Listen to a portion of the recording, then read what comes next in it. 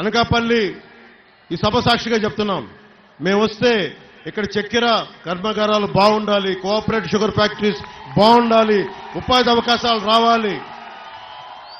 ఇలాంటి డిబేట్లు జరగాలంటే కొణతాల రామకృష్ణ గారు అనకాపల్లి నుంచి వెళ్ళాలి.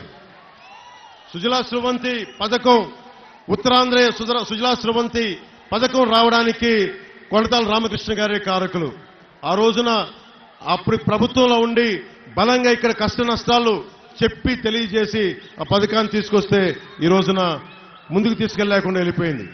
అలాంటి వ్యక్తి ఈ రోజున మనకి అసెంబ్లీలో కనుక అడుగు పెడితే జనసేన తరపు నుంచి, మన తరపు నుంచి, మన కూటమి తరపు నుంచి ఎంత బలమైన గళం ఉంటుందో, ఎంత బలంగా మనం అనకాపల్లికే కాదు ఉత్తరాంధ్రకే మొత్తం బలంగా ఒక రాష్ట్రానికే బలమైన నాయకులైన ఈ రోజున మనకి అనకాపల్లి బెల్లం ఇక్కడ పరిశోధనా కేంద్రం ఉంది.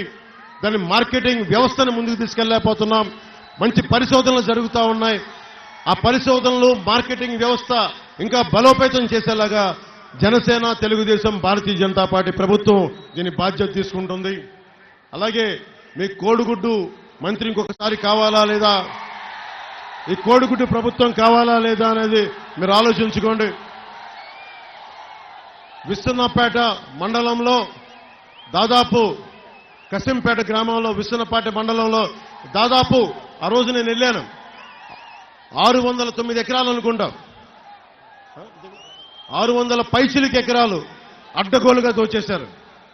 వీళ్ళని పాలించమని, మీకు ఉపాధి అవకాశాలు కల్పించమని, తుమ్మపాల షుగర్ ఫ్యాక్టరీని తెరిపించమని, రోడ్లు వేయమని, యువతకు ఉపాధి అవకాశాలు కల్పించమని ప్రభుత్వాలు ఎన్నుకుంటే వీళ్ళు 600 ఎకరాలు భూములు అమ్ముకుంటా తిరుగుతున్నారు. వీళ్ళు మేము ఒకటే చెప్తున్నాను, 10 సంవత్సరాల నుంచి నేనేమి కోరుకోలా. నేను ఈ రోజున మీకు మాటిస్తా ఉన్నాను, నేను పోరాటం చేసేవాడిని, మీకోసం నిలబడేవాడిని, మీకోసం నడిచేవాడిని, మీ ఇంట్లో ఒక్కడిని. నేను మీకోసం పోరాటం చేస్తాం. ఈ రోజున దారి పొడవుతా సీఎం జిందాబాద్, సీఎం జిందాబాద్ అంటుంటే ఒకటే అనిపించింది, ఇంకా మనకి అంత క్షేత్రస్థాయిలో మనకి యువత బలం ఉంది, కానీ ఇంకా నాయకుల బలం తక్కువ ఉంది. ఈ ఎన్నికల్లో బాగా పోరాటం చేద్దాం, ప్రభుత్వాన్ని నిలబెడదాం. భవిష్యత్తులో మీ కోరిక నెరవేరేలాగా దాన్ని జరుగుతుందని నూకాలమ్మ సాక్షిగా ఆశిస్తున్నాం.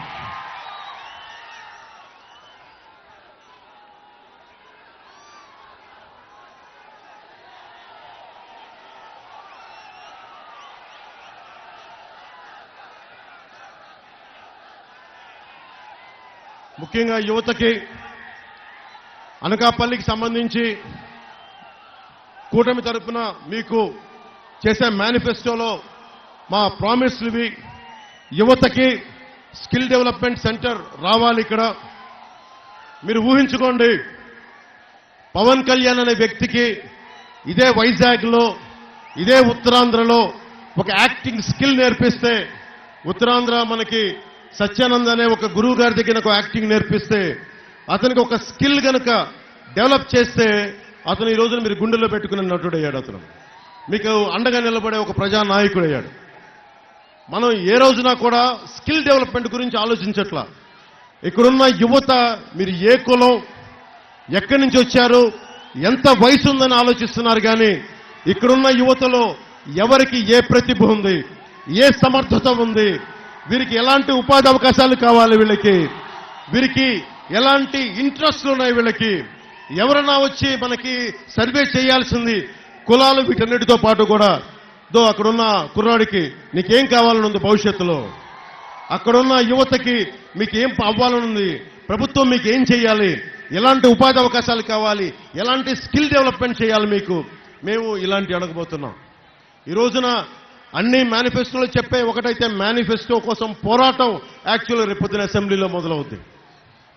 నేను ఇప్పటిదాకా మనస్ఫూర్తిగా మీ అందరి ఆశీస్సులు కోరుకుంటా ఉన్నాను. మా జనసేన 21 మంది సభ్యుల్ని, తెలుగుదేశం శాసనసభ్యులందరినీ, భారతీయ జనతా పార్టీ పార్లమెంట్ శాసనసభ్యులందరినీ మిమ్మల్ని గుండెలో పెట్టుకుని గెలిపించండి. మీకోసం ఒళ్ళుంచి పనిచేస్తాం. మీకోసం ఒక సేవక నాయకత్వం, సర్వెంట్ లీడర్షిప్ ఇస్తాం మీకు. దానికి ముందుండి నేను నడిపిస్తాను. అలాగే ముఖ్యంగా SEZలో ఒక్క అనకాపల్లి నియోజకవర్గం తీసుకుంటేనే 7,000 మంది డిగ్రీ హోల్డర్స్ ఇంజనీరింగ్ చేసిన వాళ్ళు ఉన్నారని చెప్పి ఒక అంచనా.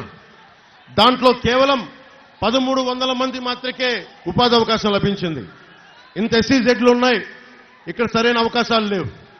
జనసేన, తెలుగుదేశం, భారతీయ జనతా పార్టీ ప్రభుత్వం కూటమి రాగానే SEZలో ఇక్కడున్న యువతకి ఉపాధి అవకాశాలు కల్పించేలాగా మేము పోరాటం చేస్తాం. మీకు స్కిల్ లేకపోతే, SEZలకు సంబంధించిన స్కిల్ లేకపోతే ఆ స్కిల్ శిక్షణ ఇచ్చి మరి మీకు ఉపాధి అవకాశాలు కల్పించేలాగా మేము కృషి చేస్తాం, పాటుపడతాం.